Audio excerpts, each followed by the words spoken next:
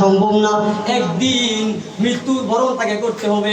বাজান পরকালে হলো আমরা সবাই যাব, পরকালে যাওয়ার মাধ্যম হলো মৃত্যু। জুড়ে বলেন সুবহানাল্লাহ। পরকালে যাওয়ার মাধ্যম কি? মৃত্যু। যে কোনো সময় আপনার সামনে আজরাইল মৌতের গাড়ি লয়ে হাজির হইব। আপনি যদি ওই ইমানি ফুজি ইমানি টিকিট লয়ে আপনি গাড়িতে ওঠেন, আপনার কোনো ভয় নাই, আপনার কোনো চিন্তা নাই। জোরে বলেন সুবহানাল্লাহ। ভয় হলো তাদের যাদের ইমানি টিকিট নাই, ভয় হলো তাদের যাদের ইমানি ফুজি নাই, ভয় হলো তাদের যে আল্লাহর ওলির হাত ধরে নাই, ভয় হলো তাদের যে আল্লাহর হাবলুল্লাহকে আটকে ধরে নাই। জোরে বলেন সুবহানাল্লাহ।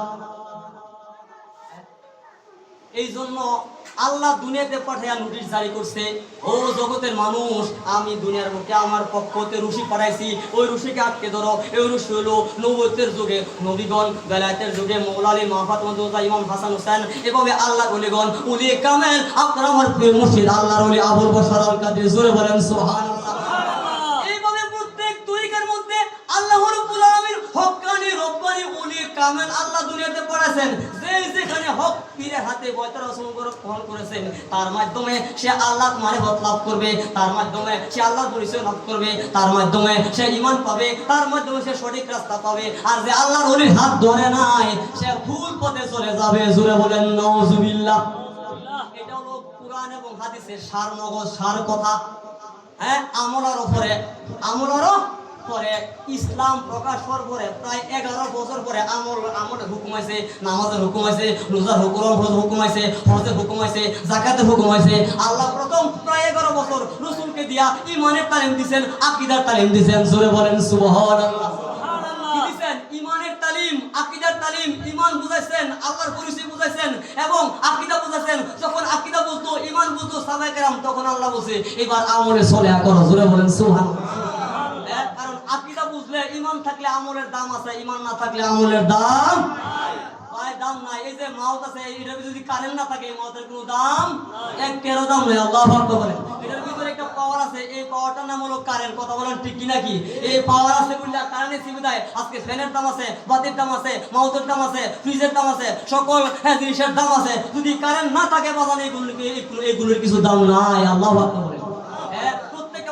আমল, আখলাক, যত কিছু আছে, এই সকল কিছুর মর্যাদা, এই সকল কিছুর মূল্যায়ন নির্ভর করে ঈমানের উপর। আল্লাহু আকবার বলেন।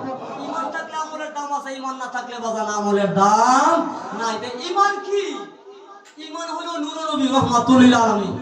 ঈমান হলো পাক পাঞ্জাতন। ঈমান হলো আল্লাহর ওলিগণ। আল্লাহু আকবার।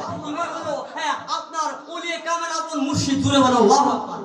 ওনার হলো ইমানি ফুজি। এই ফুজি যারা কলব করে লয়ে যাইব, আর যার ফেরেশতা মৃত্যুর সময় তারে সালাম দিব। আল্লাহু আকবার।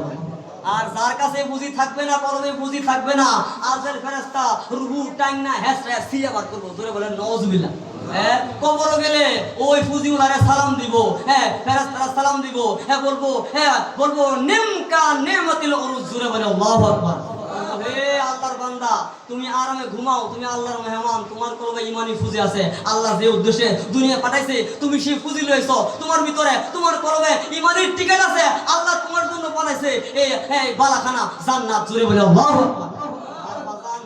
যার করবে ওলির মহব্বত নাই, নবীর মহব্বত নাই, পাক পাঞ্জাতনের মহব্বত নাই, তার ঠিকানা জাহান্নাম। তার ঠিকানা কোথায়? মৃত্যুর হাত থেকে বাঁচার কোনো সুযোগ আছে?